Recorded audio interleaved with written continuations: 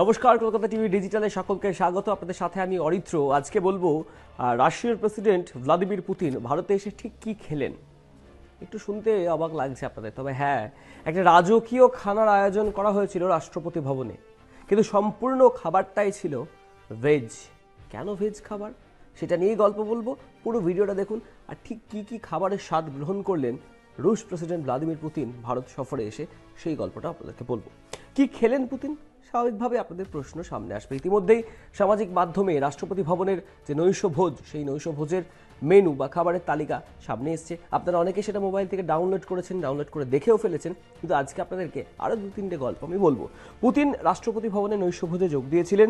তার নৈশভোজের যে মেনু ছিল এবারে, তাতে কাশ্মীর থেকে কন্যাকুমারিকা প্রত্যেকটা জায়গার একটা ছোঁয়া ছিল বা স্বাদ ছিল প্রত্যেকটি খাবারের পদে, এবং সিজনাল খাবার, সেই সিজনাল খাবারও কিন্তু তাকে দেওয়া হয়েছিল।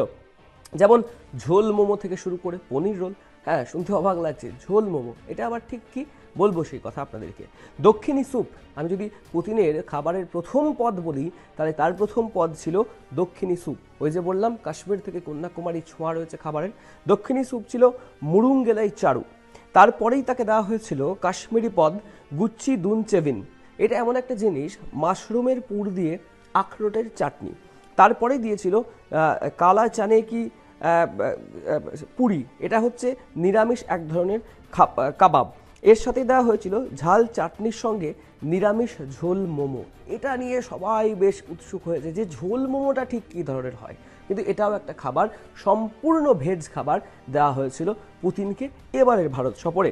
এরপরেই তার ছিল জাফরানি পনির রোল, ছিল পালং মেথি মটরের শাক, তন্দুর ভরওয়ান আলু, আচারি বেগুন, হলুদ ডাল তড়কা, জাফরানি পোলাও, আরও কত কি। খুব উল্লেখযোগ্যভাবে ভারতীয় সংস্কৃতিতে রুটির প্রচলন রয়েছে। সেই রুটি পর্যায়ের কী কী খাবার দেওয়া হয়েছিল? দেওয়া হয়েছিল লাচ্ছা পরোটা, মগজ নান, সাতনাজ রুটি, মিসমি রুটি এবং বিস্কুটি রুটি।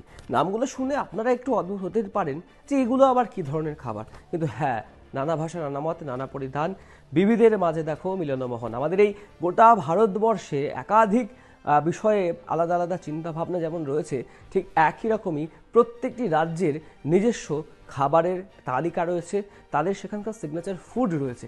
সেই সমস্ত কিছুই কিন্তু রুশ প্রেসিডেন্টের সামনে পরিবেশন করা হয়েছিল।